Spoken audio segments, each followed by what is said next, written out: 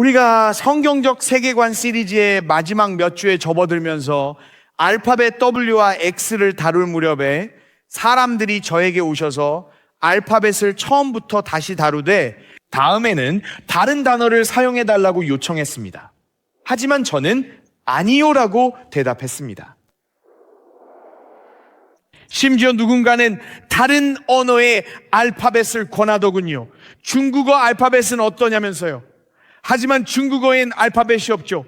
전부 한자와 그 변형일 뿐입니다.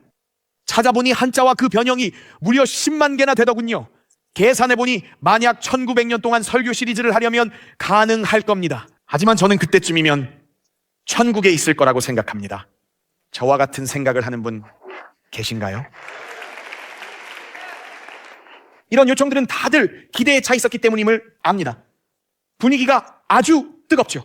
그리고 저희는 이 나라뿐만 아니라 전 세계에서 저희와 함께하며 이 자료를 사용할 준비가 된 분들과 이야기를 나눴습니다. 최근 신디와 댈러스에 갔을 때 한 아버지가 딸을 데리고 왔어요.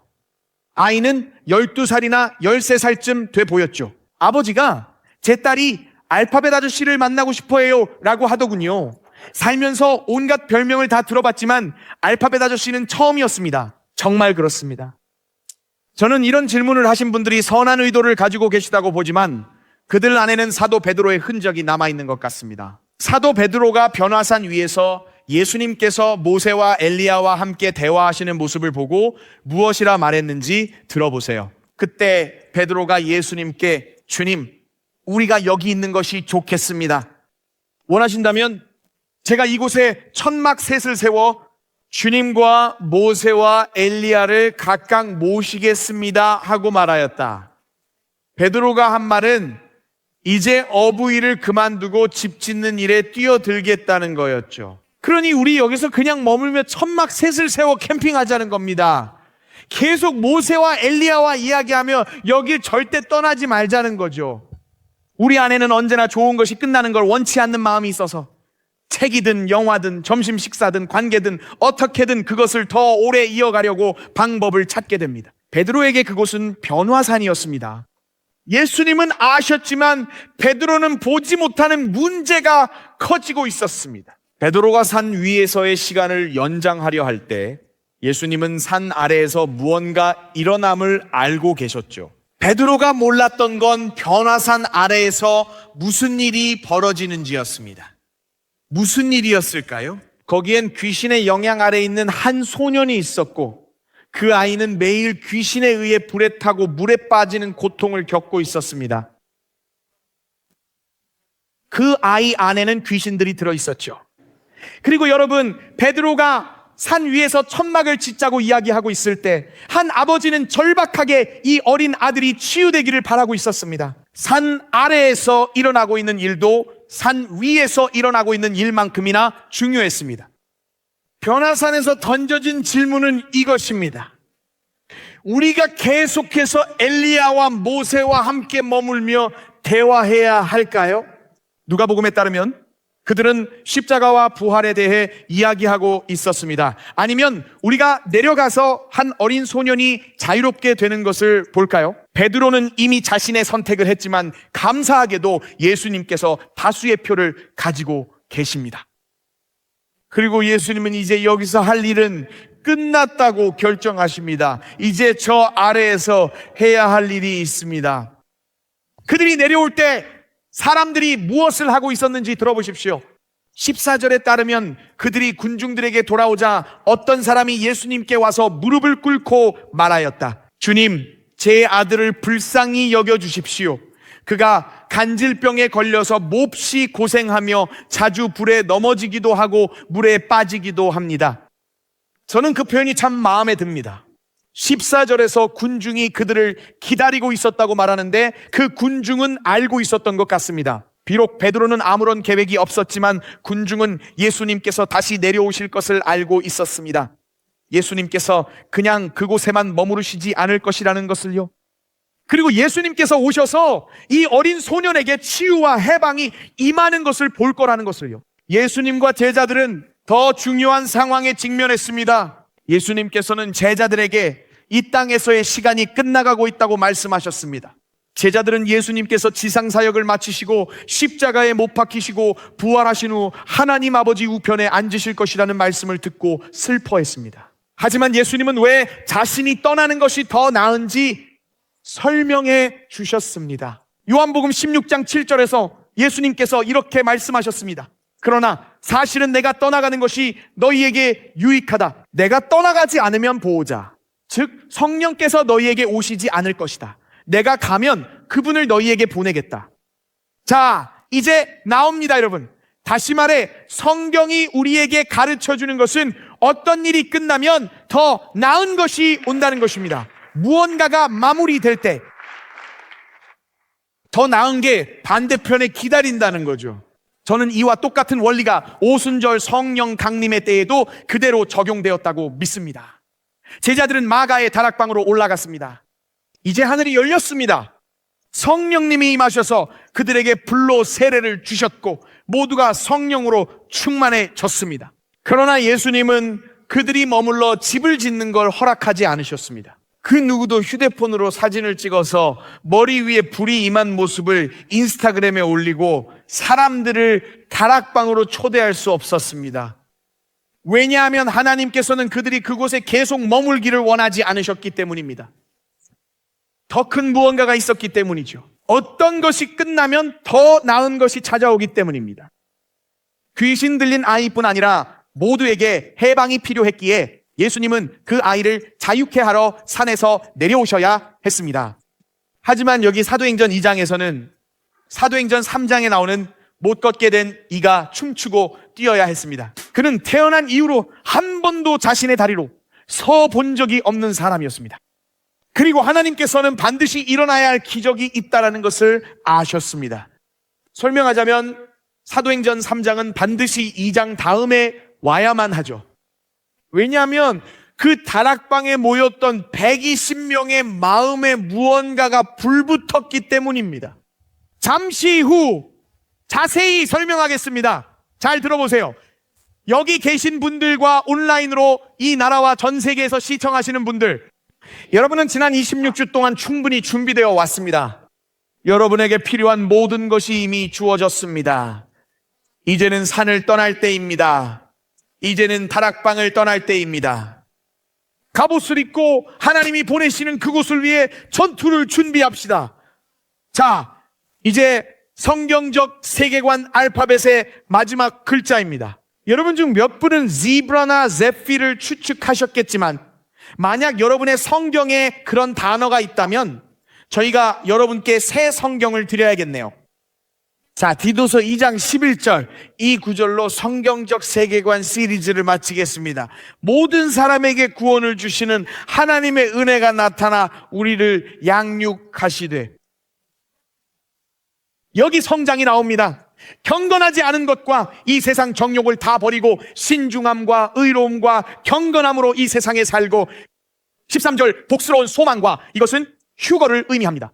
즉 그리스도의 재림이죠. 우리의 크신 하나님 구주 예수 그리스도의 영광이 나타나심을 기다리게 하셨으니 그가 우리를 대신하여 자신을 주심은 모든 불법에서 우리를 속량하시고 우리를 깨끗하게 하사 선한 일을 열심히 하는 자기 백성이 되게 하려 하심이라. 여러분, 바로 선한 일을 열심히 하는 사람들입니다. 여러분, 바로 이겁니다. 이것이 결말입니다. 디도서 2장에 나오는 이 놀라운 목록을 놓치지 마세요.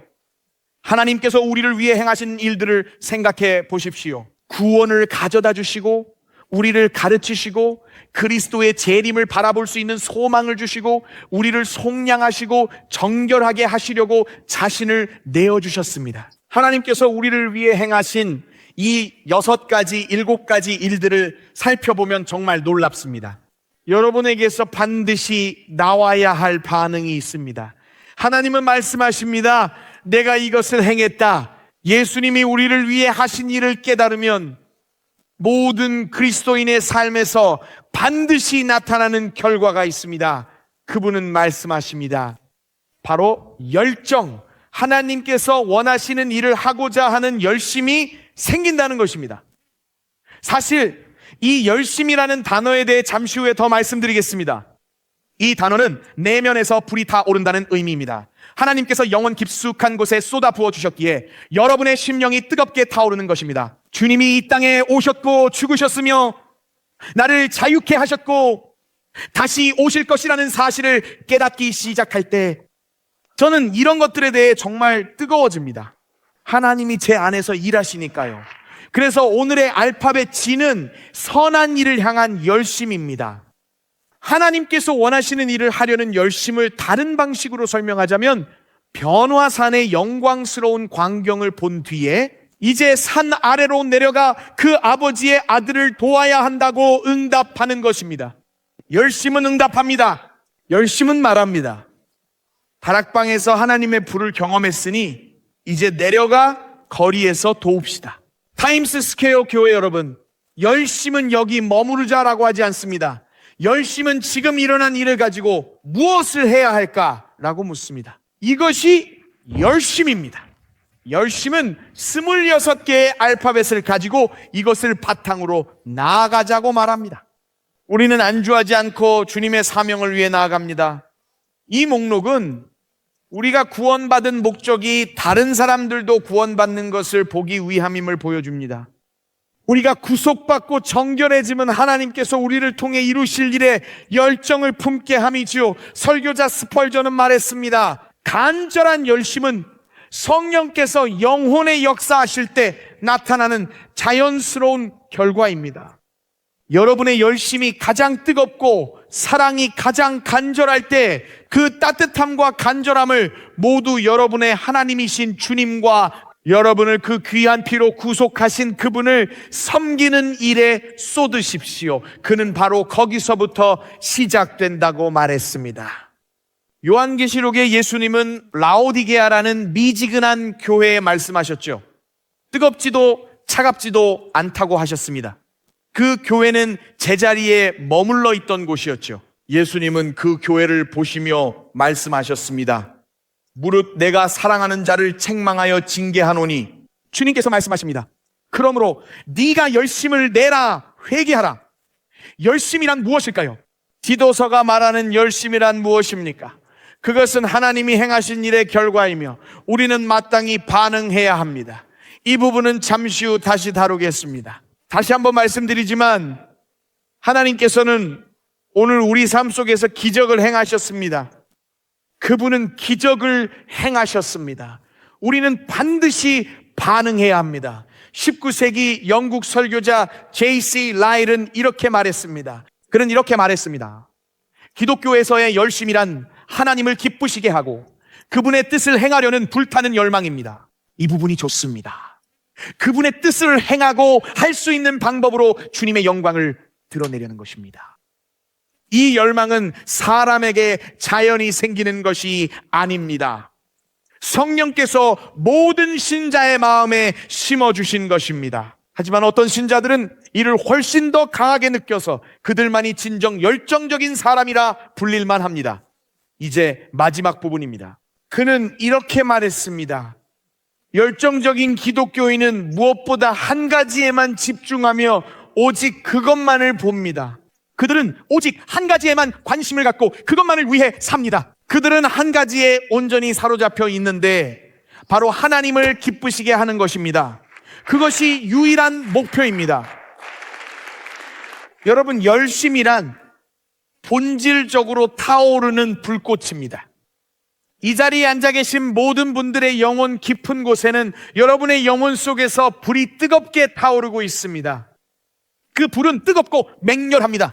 불이란 원래 그런 것입니다. 불은 모든 것을 태우고 퍼져나갑니다. 원래 불이란 그런 것이죠. 성경을 보면 열심에는 두 가지 특징이 있습니다. 이 두 단어를 꼭 기억하세요. 바로 전염성이 있고 모든 것을 태운다는 점입니다. 여러분이 하나님의 불로 가득 차면 안에서 무언가 타오르기 시작합니다. 여러분, 그건 전염성이 강해요. 그래서 저는 예수님을 모르는 죽은 사람들 옆에 앉는 걸 좋아하지 않습니다. 그들의 무기력함이 제게 옮겨오는 걸 원치 않아요. 저는 하나님을 위해 불타오르는 사람들 곁에 있고 싶어요. 정말 놀랍죠? 그냥 가만히 앉아있는 사람 옆에 있으면 나도 모르게 닮게 되죠. 하지만 열정적인 사람 옆에 앉아 있으면 나도 할 수 있다는 마음과 함께 여기저기서 작은 불씨들이 일어나게 됩니다. 저는 이 불이 이곳에 퍼져 이 집을 가득 채우길 바랍니다. 하나님이 행하시길 원합니다. 발코니와 본당, 여러분이 계신 각 나라와 온라인에 불이 붙길 바랍니다. 이 열심은 사람을 사로잡으며 전염성이 있습니다. 고린도 교회는 열심으로 불타고 있었습니다. 잘 들어보세요. 고린도 후서 9장, 너희의 열심이 퍽 많은 사람들을 분발하게 하였느니라. 이 열심은 전염됩니다. 예수님은 어떠셨습니까? 예수님도 열심에 사로잡히셨죠? 요한복음 2장 17절을 보세요. 예수님이 성전에서 돈 바꾸는 사람들을 내쫓으실 때 주의 전을 사모하는 열심이 나를 삼키리라 한 것을 기억하더라. 열심은 복음을 전파하려는 불꽃이며 예수 그리스도의 복음을 지키기 위한 질투와 같습니다. 열심은 바로 영혼 깊숙이 타오르는 불꽃입니다. 성경에는 항상 제 흥미를 끄는 이름이 하나 있습니다. 그는 예수님의 제자 중 한 명이며 그의 이름에는 언제나 열심이라는 단어가 함께 따라다니곤 합니다. 그는 어떤 이야기에도 등장하지 않습니다. 보리떡 5개와 물고기 2마리를 예수님께 드린 소년을 데려온 적 없죠. 그는 맹인 바디메오를 예수님께 데려오지 않았습니다. 어떤 이야기에서도 그의 내용은 찾아볼 수 없습니다. 그가 등장하는 3번 모두 그는 단지 명단에 적힌 이름일 뿐이죠. 하지만 저는 그의 이름에 붙은 그 호칭과 타이틀이 그 자체로 하나의 이야기를 말해준다고 믿습니다.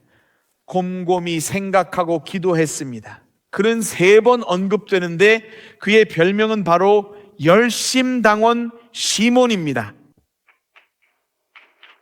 왜 이런 별명이 붙게 되었던 것일까요? 왜 하나님의 말씀을 친히 기록하신 성령님께서 그의 이름에 별명을 붙여 우리에게 남겨두신 것일까요? 그를 어떤 이야기에도 등장시키지 않았지만 우리가 그의 이름 자체가 하나의 이야기임을 깨닫길 원하셨죠. 그렇다면 왜 시몬이 열심당원 시몬이라 불리는지 말씀드릴게요. 3가지 가능성이 있죠. 그리고 사람들은 이 3가지에 대해 각기 다른 의견을 갖고 있습니다.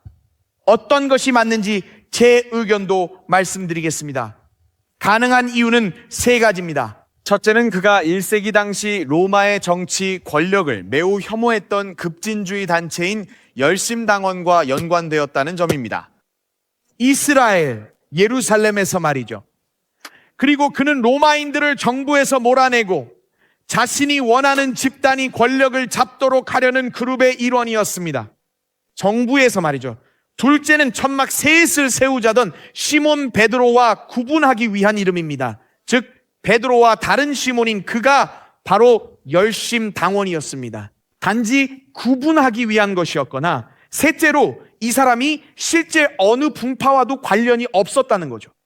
문자 그대로 그는 예수 그리스도를 향해 엄청난 열정을 가진 급진적인 인물이었습니다. 그의 이름은 실제로 열정으로 불타오르다라는 의미를 담고 있는데 이는 마치 끓어넘치는 냄비를 연상시키는 표현이었습니다. 그의 내면에서 무언가가 뜨겁게 불타오르고 있었습니다. 전승에 따르면 그가 죽은 방식 때문입니다. 그는 중동에서 죽었습니다.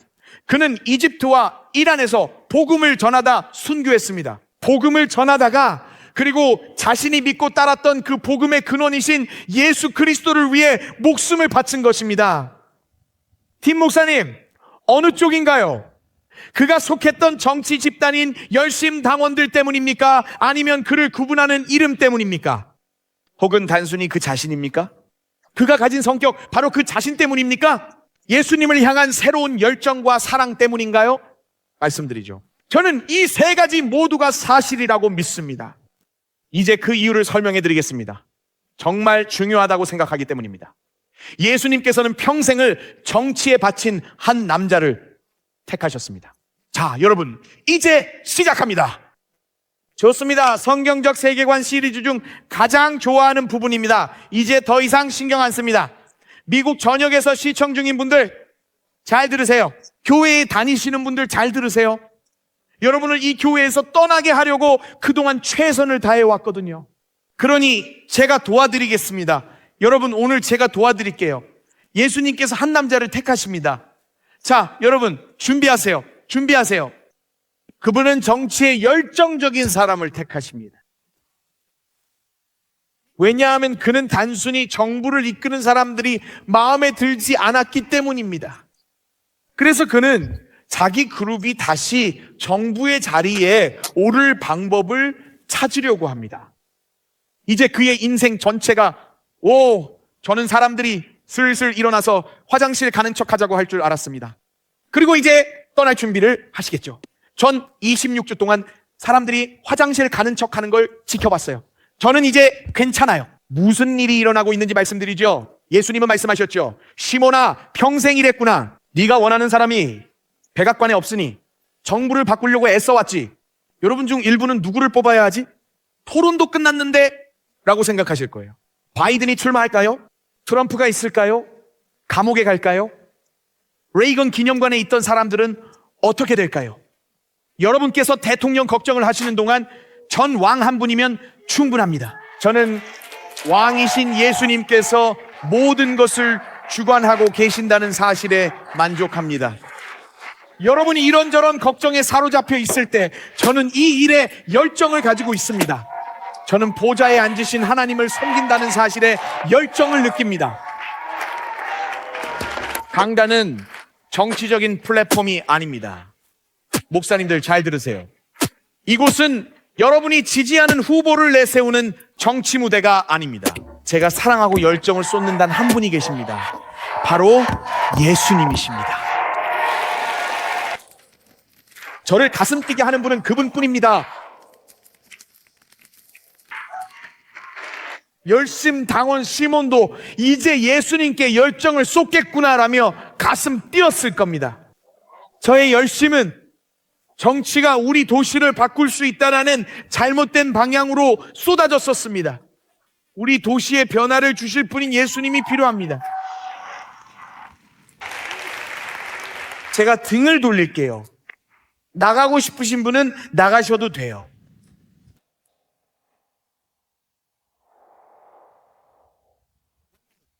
잠깐만, 제 나이를 좀 드러내 볼게요. 저는 아내가 테니스 선수였기 때문에 테니스를 좋아하게 됐습니다. 그래서 아내가 저를 테니스에 끌어들였죠. 제 나이가 좀 드러나겠네요. 페더러, 조코비치, 나달이 나오기 전이었는데요.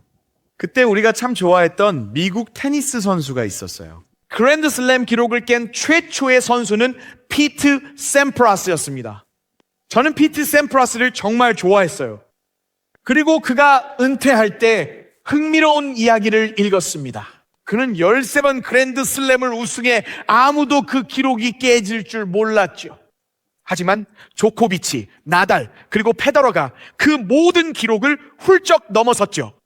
오랫동안 세계 1위였던 피트 샘프라스는 자신의 기량이 최고조일 때 은퇴를 결심한 순간에 대해 이야기했습니다.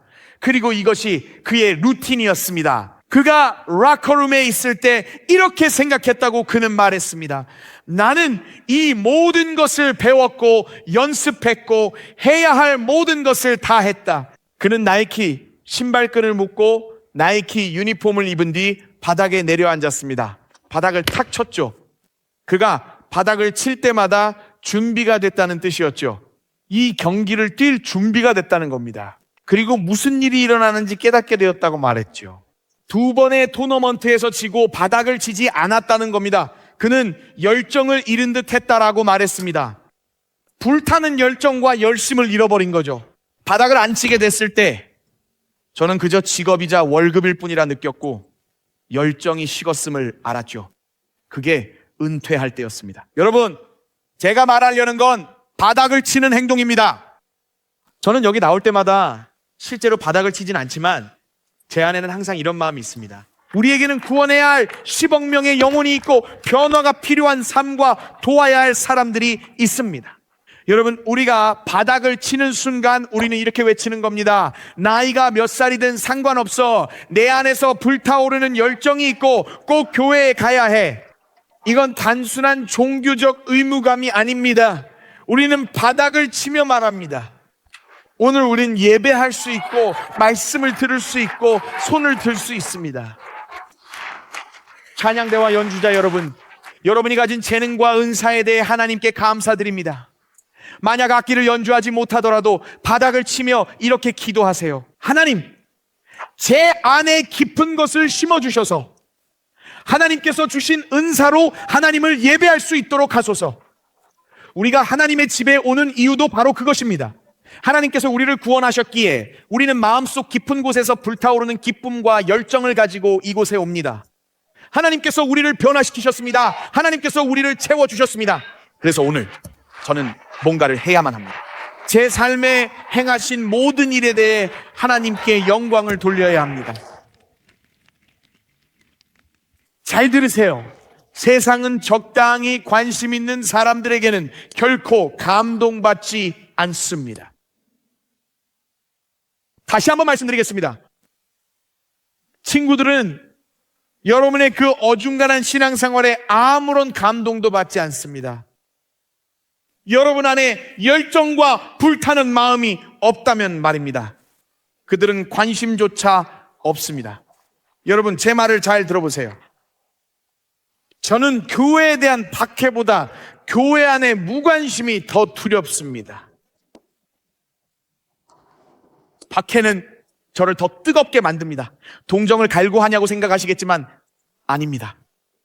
교회가 공격받을 때 우리가 뭔가 하고 있다는 걸 알아요. 바닥을 치면서 우리는 준비되어 있어요. 하지만 무관심하게 예배에 앉아 있는 것, 그 무관심이 더 무섭습니다. 여러분, 약간 관심 있는 것이죠. FB. 마이어는 주인의 마음을 말할 수 없는 슬픔으로 찌르는 것은 세상의 불의가 아니라 교회의 무관심이라고 말했습니다. 여러분, 저는 디도서 2장에 나오는 목록이 우리 영혼에 불을 지피고 우리를 일깨워주는 장작과 같다고 생각합니다. 열정과 불꽃은 어떻게 우리에게 오는 걸까요?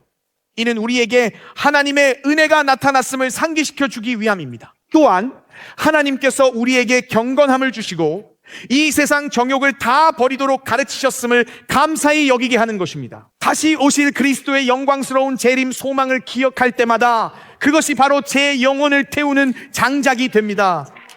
이 모든 것들이 제 영혼에 불을 붙인다고 믿습니다.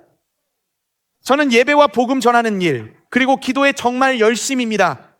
그런데 교회에 변화가 일어났습니다. 교회는 한때 죽어가는 영혼을 구해내던 구명정이었습니다. 그런데 어느덧 우리는 모두에게 휴식과 휴가를 약속하는 유람선이 됐습니다. 여러분이 어떤 배를 찾으셨든 휴가를 찾아오셨다면 저희는 대신 갑옷과 무기를 드리겠습니다. 제 말은 영적인 무기들입니다. 누군가는 이걸 올릴 거예요. 영적인 무기들입니다. 네, 영적인 무기들입니다. 무관심한 태도로는 세상의 변화를 일으킬 수 없습니다. 여러분이 그 불을 잃어버릴 때 여러분이 어떻게 여기까지 왔는지 잊어버리게 됩니다. 그리고 왜 이 자리에 앉아 있는지도 잊게 됩니다. 우리 영혼 깊은 곳에 그 불길을 잊었습니다. 하지만 우리 안에서 되살릴 열정이 있죠.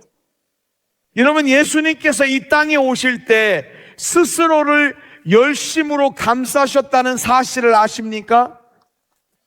이사야 59장 16절 말씀입니다. 사람이 없음을 보시며 중재자 없음을 이상히 여기셨으므로 자기 팔로 스스로 구원을 베푸시며 자기의 의를 스스로 의지하사. 보세요. 이것은 그리스도에 대한 예언입니다. 의로 호심경을 삼으시며 구원을 그 머리에 써서 투구를 삼으시며 보수로 속옷을 삼으시며 열심을 입어 겉옷을 삼으시고. 예수님은 그냥 내가 할게라며 무심코 오신 게 아닙니다. 그분은 사람들이 자유와 해방을 얻고 사탄의 역사가 무너지는 걸 보겠다는 열망으로 온다 하셨습니다. 이 일로 제 영혼 깊은 곳이 뜨겁게 타오릅니다. 그런데 여기서 정말 놀라운 사실이 있습니다. 우리는 사람들이 예수님의 발자취를 따라가며 열심의 옷을 입을 때 왠지 모를 불편함을 느끼곤 합니다. 베드로전서 2장 21절은 말합니다. 너희에게 본을 끼쳐 그 자취를 따라오게 하려 하셨느니라. 완전히 헌신된 열정적인 그리스도인들과 함께 있을 때 우리는 정말 많이 불편해합니다. 그들에게는 열심이 있습니다. 여러분 중에는 예배 시간마다 계속 일어나는 그 옆 사람 때문에 너무 불편한 분들도 계실 겁니다. 계속해서 또다시 또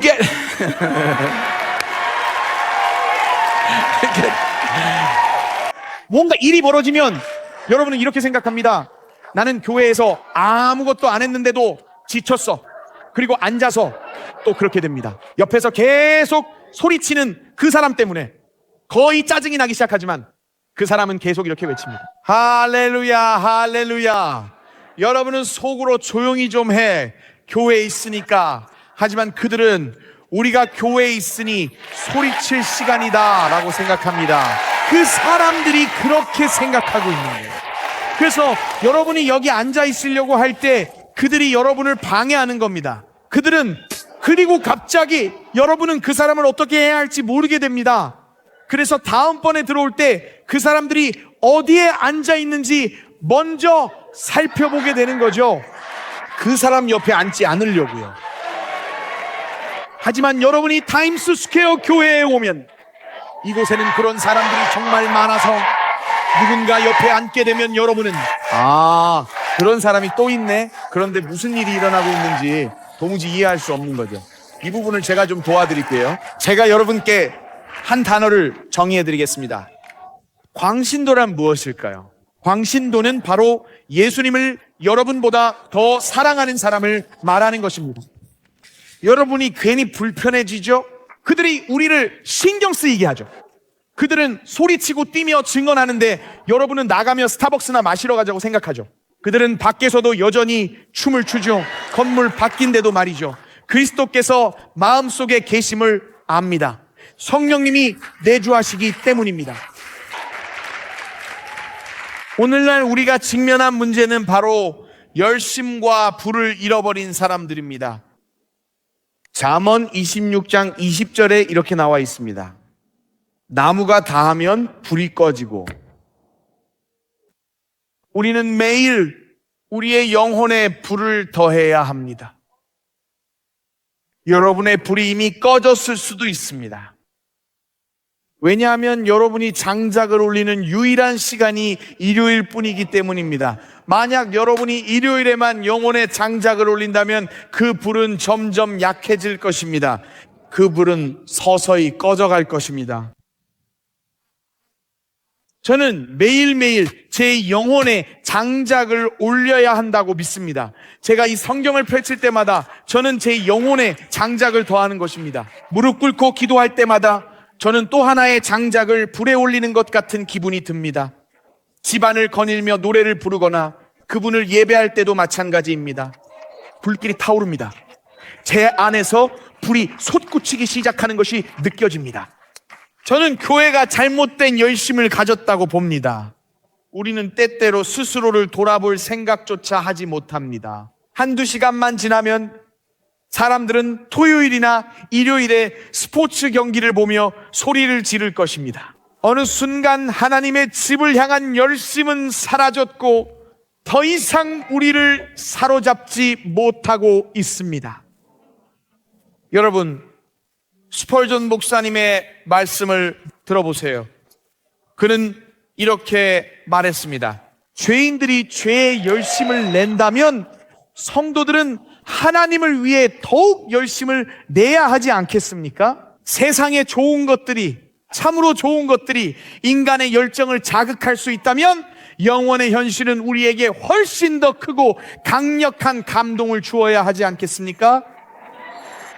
하나님께서 깊이 역사하기 시작하실 때 우린 오래가지 않을 것들이 아니라 영원한 것들에 열광하게 됩니다. 열심을 불붙일 최고의 장작은 바로 여러분이 10억 명의 영혼에게 복음을 전하는 것입니다.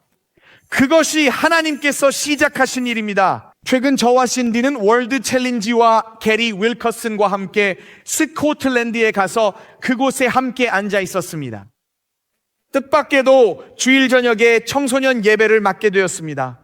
스코틀랜드 청소년 600명이 모인 자리였죠. 정말 놀라운 일이 있었고 바로 이것이 제 열정을 타오르게 하는 원동력입니다. 마지막에 매주 일요일에 여기서 하듯 그들에게도 말했죠. 여러분은 꼭 거듭나야 합니다. 그리고 이 젊은이들, 대학생들과 고등학생들에게 ABC 복음 메시지를 전했습니다. 놀라운 광경이었죠. 손든 분이 너무 많아서 셀 수 없었습니다. 조명 때문에 제대로 보이지도 않았습니다. 132명까지 세다가 지쳐버렸습니다. 현장의 600명 중 약 200명이 하나님께서 그들의 삶에 오시길 바라며 스코틀랜드에서 거듭나길 원해서 손을 들었다고 들었습니다. 만약 제자들이 산에서 내려오지 않았다면 어떻게 되었을까요? 제자들은 변화산에서 내려와야 했습니다. 이 점을 한번 생각해 보십시오. 그들이 내려와야 했던 또 다른 산이 있습니다. 또 다른 예로 산상수훈은 어떻습니까? 인류 역사상 가장 위대한 설교입니다. 하나님의 아들이 마태복음 5장, 6장, 7장에서 팔복을 시작으로 설교하신 내용입니다. 그리고 마지막에는 모래 위에 세운 집과 반석 위에 세운 집에 대한 비유로 끝을 맺으셨죠. 놀라운 점은 바로 이겁니다. 예수님께서 설교를 마치셨을 때 한 장만 더, 한 번만 더 설교하자는 유혹이 분명히 있었을 겁니다. 하지만 예수님은 그렇게 하실 수 없었죠. 산상수훈은 땅 위에서의 능력이 되어야 했기 때문입니다. 무슨 말씀이신가요, 딘 목사님? 우리는 종종 마태복음 8장에 있다는 사실을 잊습니다. 설교는 마태복음 5장, 6장, 7장에 나오죠. 하지만 마태복음 8장엔 설교가 필요 없었던 네 사람이 있었죠.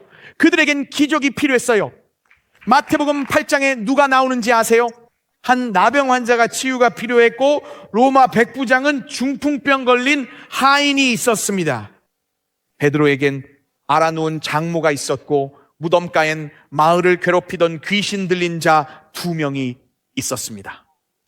예수님께서 설교만 하셨다면 나병 환자는 나을 수 없었을 겁니다. 로마 백부장도 예수님의 능력으로 중풍병자가 낫는 걸 못 봤을 겁니다.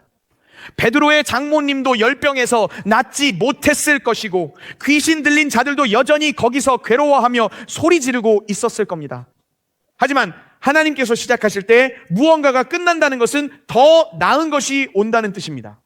설교가 끝나면 하나님께서 말씀하십니다. 이제 땅 위에서 나타나는 능력을 보라. 왜 사도행전 3장이 2장 다음인지에 대한 도전으로 말씀을 마치겠습니다. 엄청난 건 아니지만 120명이 다락방에서 내려와야 했습니다. 사람들과 하나님께서 그들이 필요했기 때문입니다. 열심히 그들을 이끌었고 그들의 영혼에 불타오르는 불이 실제로 그들을 움직이게 했습니다. 머무르지 말고 내려오십시오. 1층까지 내려오십시오. 자, 이제 여기서 마무리하겠습니다. 네, 이제 마치겠습니다. 들어보세요. 마지막입니다. 언제든 마칠 테니 거기에 맞는 음악을 연주해 주세요. 바로 이겁니다.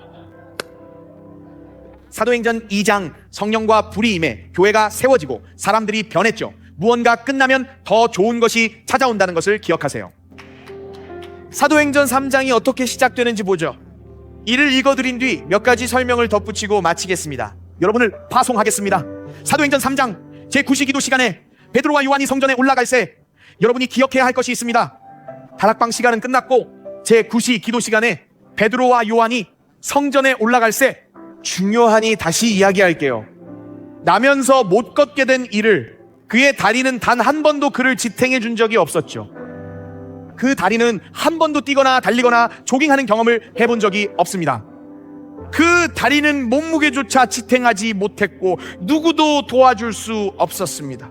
나면서 못 걷게 된 이를 사람들이 메고 오니 이는 성전에 들어가는 사람들에게 구걸하기 위하여 날마다 미문이라는 성전 문에 두는 자라. 그가 베드로와 요한이 성전에 들어가려 함을 보고 구걸하거늘 베드로가 요한과 더불어 주목하여 이르되 우리를 보라 하니 그가 그들에게서 무엇을 얻을까 하여 바라보거늘 베드로가 이르되 은과 금은 내게 없거니와 내게 있는 이것을 내게 주노니 나사렛 예수 그리스도의 이름으로 일어나. 할렐루야. 일어나 걸으라 하고, 할렐루야.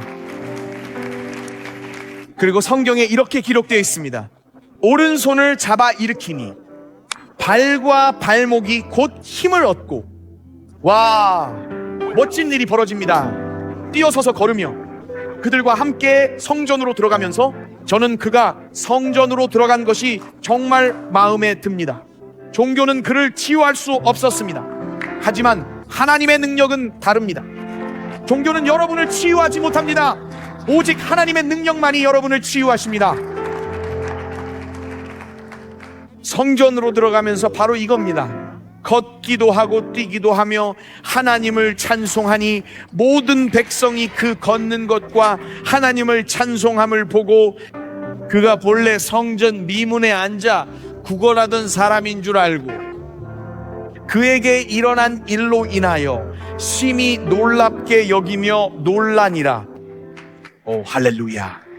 잘 들어보세요. 여러분이 이게 매우 중요합니다. 이 구절을 꼭 전하고 싶어요. 사도행전 3장 1절입니다. 제9시 기도 시간에 베드로와 요한이 성전에 올라갈세, 그것은 기도의 시간이었습니다. 하나님의 가장 강력한 역사가 교회에서 일어난 후 교회는 건물을 떠나고 다락방을 떠나 사회로 나아갑니다. 무슨 일이 일어났을까요? 왜 제9시가 중요한 걸까요? 제9시는 오후 3시예요. 오후입니다. 하나님께서는 단순히 그들을 오후 3시로 다시 부르신 게 아니라 우리 모두를 오후 3시로 돌아가라고 부르고 계십니다. 크리스찬 여러분, 무슨 뜻입니까? 제9시는 유대 문화에서 평소 기도하는 시간이었습니다. 하나님께서 무엇을 하셨는지 말씀드리겠습니다. 하나님께서 말씀하셨습니다. 내가 너희를 움직였고 너희를 준비시켰고 너희를 만졌고 너희에게 필요한 것을 주었다. 이제 너희는 일상생활로 돌아가서 가진 것을 가지고 다른 사람들의 삶을 섬겨라. 그래서 사람들에게 다락방으로 오라고 소리치는 대신 다락방이 사람들에게로 가야 했던 것입니다. 오후 3시 그리스도인이란 대체 뭘까요? 오후 3시 그리스도인이란 특별한 모임에서 성령님의 터치를 받은 사람으로 이제 그 새로운 불과 열심을 가지고 일상생활로 나아가는 사람들입니다. 이제 나옵니다. 그들은 옛 장소에 있지만 새 사람이 된 겁니다. 사람은 달라도 환경은 같습니다. 오후 3시 그리스도인은 같은 장소에 오지만 다른 마음과 시각을 갖고 옵니다. 이 점을 기억하세요. 꼭 기억하세요. 하나님은 장소를 바꾸는 대신 사람을 변화시켜 그곳을 변화시키기 위해 보내십니다. 연습을 끝내고 실제 경기에 뛰어들어야 할 때가 옵니다. 바로 지금 이 순간입니다, 여러분. 사도행전 3장은 2장의 사건이 실제인지 결정합니다. 왜냐하면 실제 삶이 그 경험이 하나님으로부터 온 것인지 아닌지를 결정하기 때문입니다. 하나님으로부터 온 것이라면 어디든 함께 하니까요. 이제 나옵니다. 이것을 잘 들어보세요. 지 캠벨 모건은 이렇게 말했습니다. 지금 있는 곳에서 그리스도인으로 살 수 없다면 어디서도 그리스도인으로 살 수 없어요. 중요한 것은 장소가 아니라 은혜입니다. 그게 바로 본질입니다. 장소가 아니라 은혜입니다. 이렇게 생각하지 마세요. 월가에서 유엔에서 그리스도인으로 살 수 없어요. 브로드웨이, 뉴욕 양키스, 뉴욕 매츠, 그리고 편의점에서 일하며 그리스도인으로 살 수는 없어요. 제가 말씀드리죠. 누구나 어디서든 그리스도인이 될 수 있습니다. 병원, 뉴욕대, 포덤, 롱아일랜드, 브롱스, 스태튼 아일랜드 등 어디서나 그리스도인이 될 수 있습니다. 퀸주, 영국, 프랑스, 호주, 러시아와 우크라이나 어디서든 그리스도인이 될 수 있습니다. 어디서든 될 수 있어요. 장소가 아니라 은혜가 중요합니다. 자, 이제 거의 마무리에 다다랐습니다. 왜 이 기적이 중요하고 다락방 사건 이후일까요? 꼭 이해하셔야 합니다. 왜일까요? 이것이 바로 전체 메시지입니다. 왜 성령의 역사가 임한 후 첫 번째 기적이 그 못 걷게 된 사람에게 일어났을까요? 왜 그게 첫 번째 기적이었을까요? 사도행전 3장을 읽으면서 이 부분이 제게 너무나 실감나게 다가왔어요. 그 이유가 바로 여기에 있습니다. 그 못 걷게 된 사람은 다락방으로 올라가는 계단을 걸어 올라갈 수 없었습니다. 그래서 교회가 계단을 내려와야만 그 기적이 일어날 수 있었던 겁니다. 왜냐하면 교회가 소리치고 불이 내려오는 동안에도 좋은 일이 끝나야 더 좋은 일이 일어남을 깨닫지 못한다면 그 못 걷게 된 사람은 결코 자유함을 얻지 못합니다. 바로 그 일이 일어나고 있었던 겁니다. 하나님께서 이제 계단을 내려갈 때라고 말씀하셨습니다. 그리고 바로 여기 있습니다. 이걸 빨리 적으세요. 3가지 일이 일어납니다. 빨리 나눌게요. 오후 3시에 열심인 교인을 뜻하는 3가지입니다. 첫째로, 열심인 그리스도인은 매일매일 기뻐하며 일요일만 기뻐하지 않습니다. 여러분은 매일 열정적일 수 있습니다. 일요일뿐 아니라 언제든 외칠 수 있습니다. 노래하며 예배할 수 있죠. 리카르도와 이 밴드를 정말 사랑해요. 제가 마크와 모두를 사랑해도 이 거리를 걸을 때 그들을 데리고 갈 수는 없어요.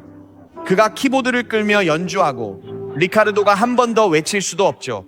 그런 일은 일어날 수 없어요. 여러분에게도 그런 건 없습니다. 그들은 거기 있지 않습니다. 하지만 좋은 점이 있습니다. 저는 그들이 필요하지 않습니다. 저는 음이 맞지 않는 목소리로도 손을 들고 하나님께 예배드릴 수 있습니다. 왜냐고요? 제 영혼 안에는 불이 타오르고 있습니다. 하나님, 저는 어디서든 예배드릴 수 있습니다.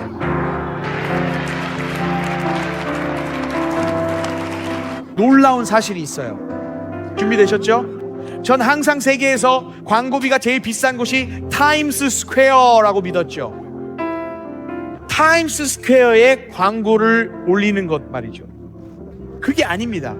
지구상에서 광고비가 가장 비싼 곳은 너무나 빠르게 움직이고 있습니다. 정말 정확해야 합니다. 그리고 그걸 해내는 핵심 아티스트가 한 명 있습니다. 준비되셨나요?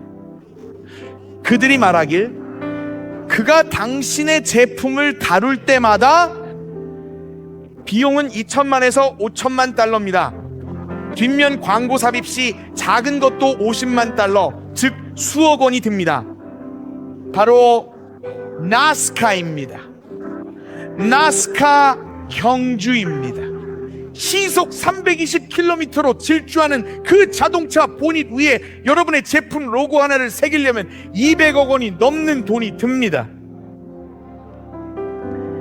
마이크 베스가 바로 그 담당자입니다. 놀랍게도 직접 가보면 볼 수 없고 오직 TV에서만 보입니다. 속도를 늦추면 오, 저거 봐 하게 되죠. 뒷면 패널 광고에만 50만 불이죠. 여러분께서 거기에 TSE를 넣자고 하신다면 전 하나님 나라를 위해 돈을 쓸 더 좋은 방법이 많다고 생각합니다. 나스카보다요. 나스카 팬 여러분, 오해는 마세요. 열심당원 시몬처럼 사는 법을 알려드릴게요. 자, 시작합니다. 잘 보세요. 정말 놀라운 건 이 차가 쏜살같이 지나간다는 겁니다. 우리가 너무 빨리 달리느라 이제는 사람들을 위해 멈추지 못하는 순간이 있는 것 같습니다. 우리는 너무 빨리 그들 곁을 지나쳐버리죠. 저도 잘 모르겠어요. 베드로와 요한도 몰랐을 겁니다. 그들이 만나려던 사람을 교회에 가야 해라며 그냥 지나치기 쉬웠을 테니까요. 우리라면 멈추지도 못했을 겁니다. 제 생각엔 하나님께서 그들을 잠시 멈춰 세우신 것 같아요. 어떤 느낌인지 아시죠? 보세요. 마치 저 사람이 돈을 구걸하는 것 같아요.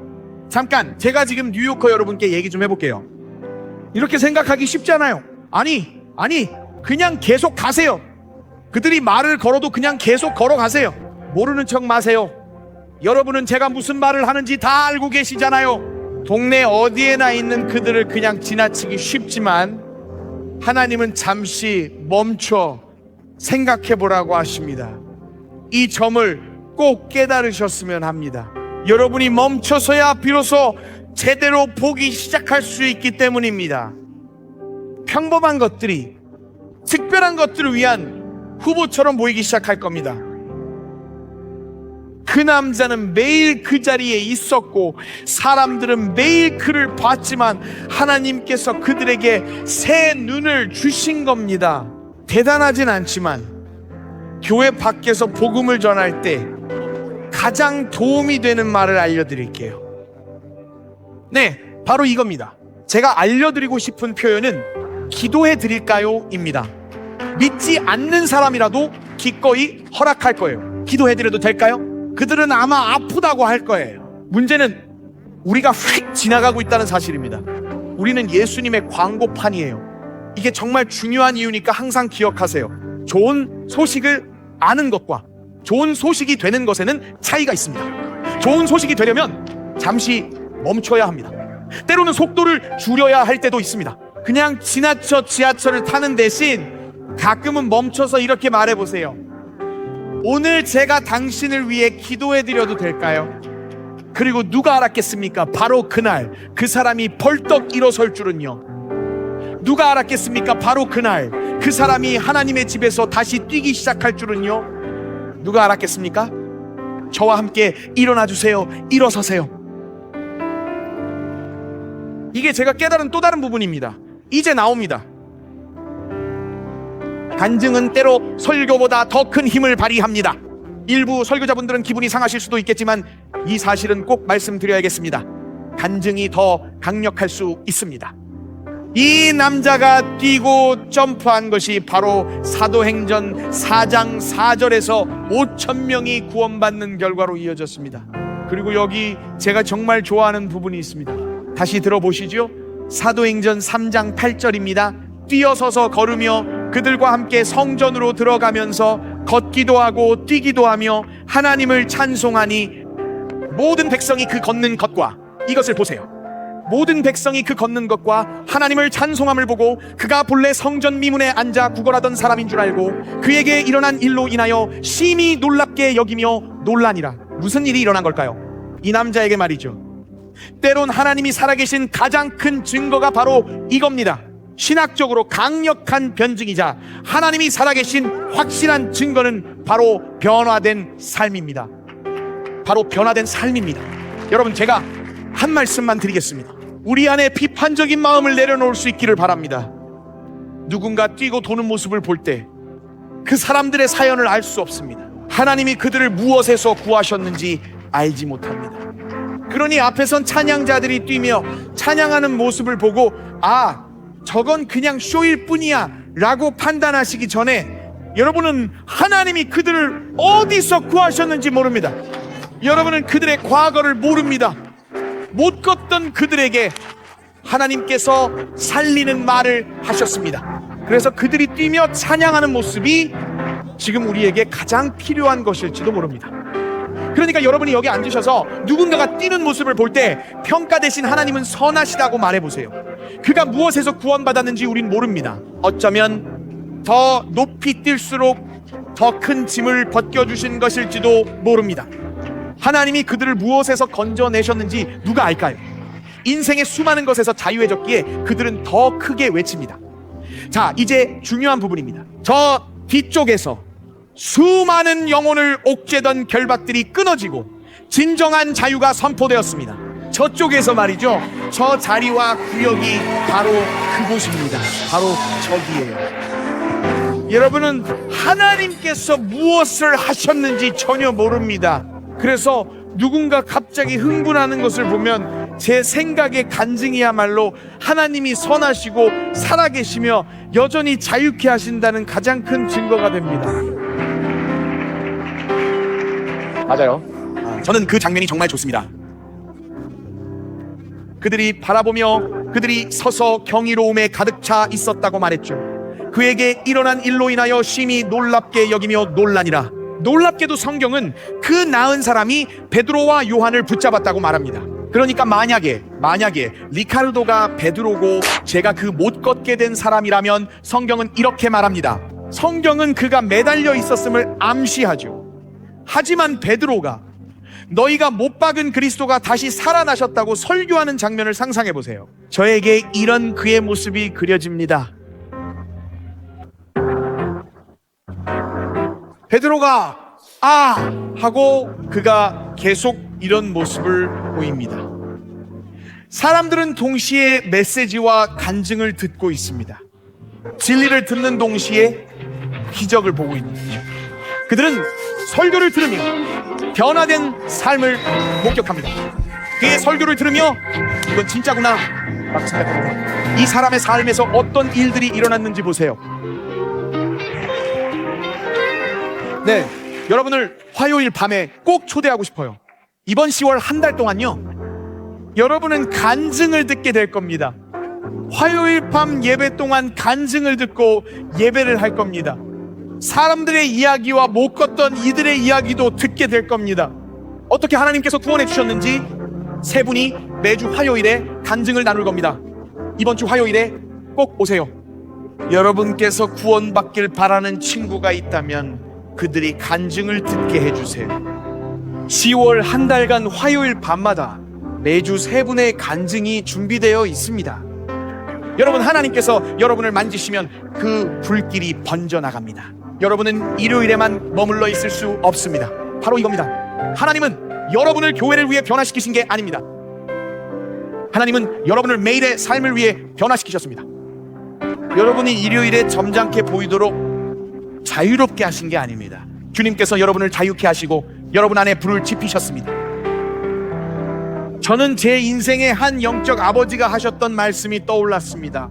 그분은 말씀하셨죠. 오늘날 기독교는 매우 비정상적이라며 누군가 정상적인 크리스천처럼 행동하면 오히려 비정상으로 보일 거라 하셨습니다.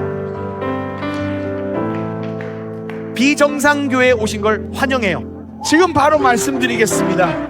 여러분, 제가 말씀드릴게요. 여러분은 원하는 대로 하세요. 저는 비정상적인 신약시대 사람처럼 살고 싶어요. 여러분, 만약 종교를 찾고 계시다면 저희와 잠시 함께 해보세요. 종교를 찾으신다면 여기엔 없습니다. 하지만 이 불길이 전염되어 여러분이 이렇게 말하길 원합니다. 잠깐, 저 사람을 자유케 한 건 성전이 아니라 예수님이시네. 오해 마세요. 성전을 싫어하는 게 아닙니다. 하지만 TSC도 여러분을 자유롭게 할 수는 없습니다. 예수님만이 여러분을 자유롭게 하십니다. 저를 포함해 그 누구도 여러분을 자유롭게 할 수는 없습니다. 하지만 예수님은 여러분을 자유케 하십니다. 제 안에 있는 불은 예수님이시며 열정도 그분입니다. 제 영혼에 타오르는 불은 하나님께서 주신 거죠. 여러분께 말씀드립니다. 저는 외치고 설교하고 기도하고 예배드리고 하나님께 감사드릴 것입니다. 오늘 저는 뛰며 소리치고 하나님을 찬양할 것입니다. 할렐루야!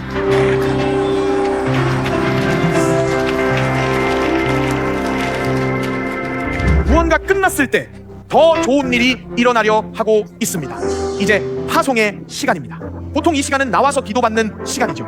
지금은 아닙니다. 여러분을 파송하겠습니다. 옆에 있는 분의 손을 잡으세요. 이 시리즈가 끝났기 때문에 여러분을 파송하려고 합니다.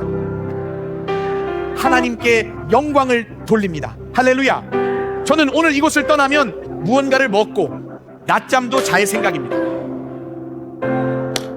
통로 쪽도 손을 잡으세요. 아무도 못 빠져나가게 말이죠. 오늘은 그분들을 확실하게 막아둘 겁니다. 어릴 적 하던 레드로버 게임 기억하시죠?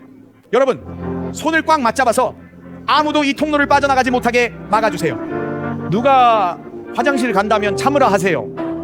방금 말은 취소할게요. 그 말은 지워주세요. 하지 말았어야 했어요. 시리즈의 마지막엔 항상 이런 일이 생기죠.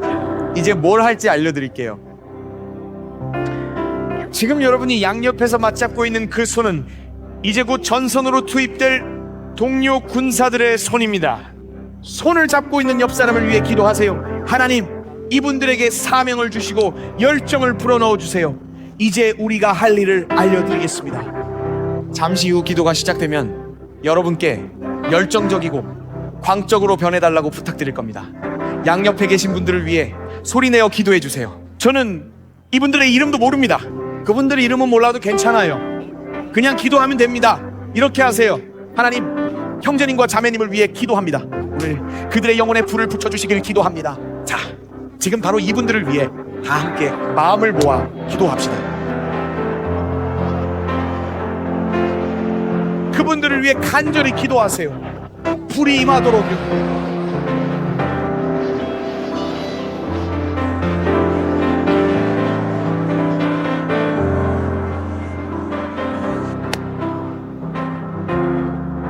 할렐루야. 그들이 이 건물을 나설 때 열정이 넘치도록 기도하세요. 그들이 학교와 동네에서 쓰임받고 성령의 새 불이 임하고 못 걷는 자가 걷고 죽은 자가 살아나고 친구들이 구원받도록 기도해 주세요. 할렐루야. 5초 더 그분들을 위해 기도하세요. 하나님의 불이 임하고.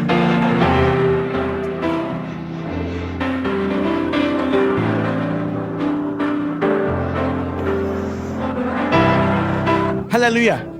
할렐루야. 할렐루야.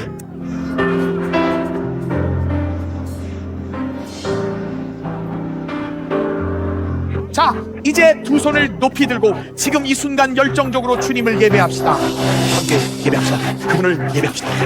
오, 할렐루야. 할렐루야. 할렐루야. 할렐루야. 할렐루야. 할렐루야. 할렐루야. 할렐루야. 하나님, 주님을 찬양합니다. 저는 이 군대와 믿음의 사람들이 선한 일에 헌신하도록 그들 안에 불같은 열정이 타오르길 바라며 파송합니다. 저는 그들이 다시 학교와 병원으로 돌아가 사명을 감당하도록 파송합니다. 이들을 집으로, 다른 주로, 나라로 파송합니다. 오 하나님, 가는 곳마다 못 걷는 자가 걷고 잃어버린 자들이 주를 찾게 하소서. 장자들이 돌아오고 치유의 역사가 일어나게 하소서. 기적을 기도하며 주님이 이들을 통해 진리를 전하시기를 기도합니다. 예수님의 이름으로 이들을 파송하고 새로운 담대함을 구합니다. 새로운 불이 임하길 기도합니다. 하나님, 이들 안에 새로운 자신감과 용기가 솟아나게 하소서. 그들을 겁주던 이들이 더 이상 위협하지 못하길 기도합니다. 넌 이제 날 위협 못해. 난 하나님과 함께니까. 지금 이 순간 하나님이 내 편이시다. 새로운 자신감, 새로운 기름 부으심, 지금 이 순간 그들에게 새로운 기름 부으심이 임하기를 기도합니다. 이제 오 할렐루야. 할렐루야. 할렐루야. 새롭게 기름 부으소서. 오늘 여기서 나가 브로드웨이에서 사람들이 춤추는 걸 본다면 이렇게 생각하세요. 저 사람들은 타임스 스퀘어 교회에서 나왔을 거야. 저 안에 불이 있어서 떠날 수가 없어. 잘 들으세요. 찬양하기 전에 제 영혼에는 타오르는 불이 있습니다. 제 영혼에 타오르는 불이 있어요. 10억 영혼을 위한 불입니다. 제 영혼에 불이 있습니다. 여러분이 다시 태어날 기회를 드리기 전까진 절대 못 보내드립니다. 그게 제 마음이자 열망이며 제 진심입니다. 사람들은 저를 보고 웃습니다. 저를 보고 웃는 리더들도 있습니다. 10억 명이라니 미쳤다고 했죠. 전 이렇게 말합니다. 누가 뭘 하든 상관없어요. 하나님께서 제게 하시는 말씀을 저는 압니다. 그리고 오늘 이 자리에 계신 분들 중 저 사람들은 미친 것 같지만 나에게 없는 무언가가 있네 라고 생각하는 분이 있다면 이 건물의 마법이 아니라 바로 우리 안에 살아계시는 예수 그리스도께서 우리와 함께 하시기 때문인 것입니다. 하나님의 은혜가 임했습니다. 오늘 이곳에 계신 모든 분들과 온라인으로 보시는 모든 분들 들어주세요. 케냐에서, 호주에서, 프랑스에서, 노르웨이에서, 칠레에서, 베네수엘라에서, 캐나다에서 함께 하고 계신 여러분, 오늘 제 말을 들어보세요. 여러분이 이 자리에 계시면서 이런 생각이 드신다면 나는 저런 열정이 없어. 열정을 가지라는 말이 아닙니다. 열심을 내라고 초대하는 게 아니라 그리스도와의 관계로 초대하는 겁니다. 그분이 여러분 안에 들어오시면 정말이지 나도 모르게 손이 저절로 올라가는 것을 느끼게 될 겁니다. 무슨 일이 일어나고 있는지 모르겠지만 기쁨이 느껴집니다. 기쁨이 넘칩니다. 제 안에서 하나님께서 역사하고 계심을 느낍니다. 이는 단순히 교회에 다닌다고 생기는 일이 아닙니다. 종교로도 불가능합니다. 그 어떤 모스크나 성전, 성당이나 교회도 이 일을 할 수 없습니다. 설교자도, 신부님도, 랍비도, 그 누구도 할 수 없습니다. 오직 예수님만이 하실 수 있습니다. 팀 목사님, 저는 제 삶에 그리스도를 원합니다. 제 삶이 오늘 변화되기를 원합니다. 제 안에 그리스도가 있기를 원합니다. 죄를 용서받고 천국에 간다는 걸 깨닫는 순간 기쁨이 밀려올 거예요. 기쁨이 여러분에게 밀려오기 시작합니다.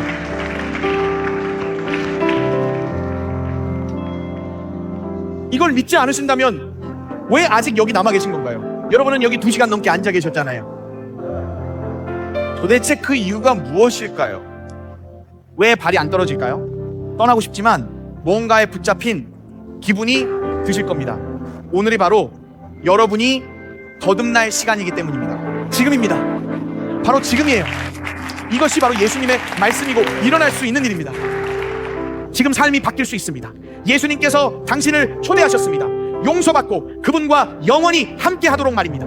오늘 이곳에 계시든지 온라인으로 함께 하시든지 그리스도를 영접하고 변화될 수 있도록 기도하며 그 초대에 응답할 기회를 드립니다. 참석 여부를 알려주세요. 응답은 간단해요. 이렇게 하시면 돼요. 모두가 지켜보는 지금 팀 목사님, 그리스도를 삶에 영접하는 기도를 할 때 오늘 응답할게요 하시는 분들은 손을 높이 들어주세요. 지금 응답하세요. 자, 잠깐만요. 모두입니다. 네, 저 뒤쪽도 봤습니다. 네, 여러분 모두요. 네, 감사합니다. 할렐루야. 네, 발코니에 계신 분도 보았습니다. 할렐루야. 자, 우리 모두 함께 기도합시다. 우리 모두 이 기도를 함께 드립시다. 여러분 모두 저와 함께 이 기도를 크게 따라해 주세요.